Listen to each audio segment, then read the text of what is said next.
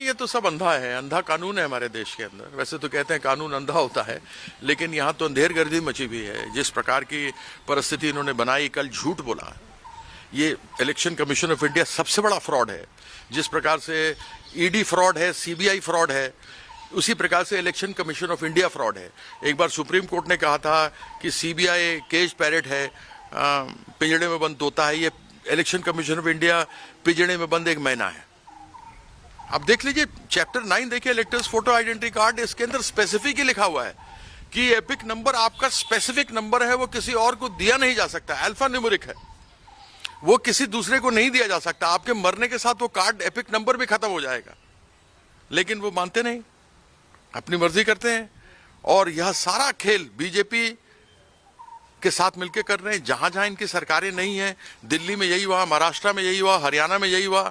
और सबसे बड़ी बात तो है कि इनके मन में बड़ा मलाल है, बीजेपी के मन में, और विशेष करके नरेंद्र मोदी जी का तो ये रहता है, जहां वो नहीं जीत पाते कहते किसी तरीके से भी मुझे जीतना है।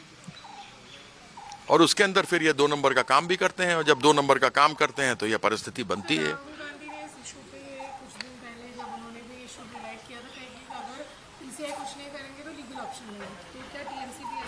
ये हमारी नेता इस पर तय करेंगे। जिस प्रकार से हमने इलेक्शन कमीशन को 24 घंटा दिया था कि वो सच्चाई को लेकर सामने आए, वो सच्चाई लेकर नहीं आए, तो हमने उनका चैप्टर 9 लेकर के सामने ले आए और उनको बता दिया कि इसके अंदर क्या लिखा हुआ है।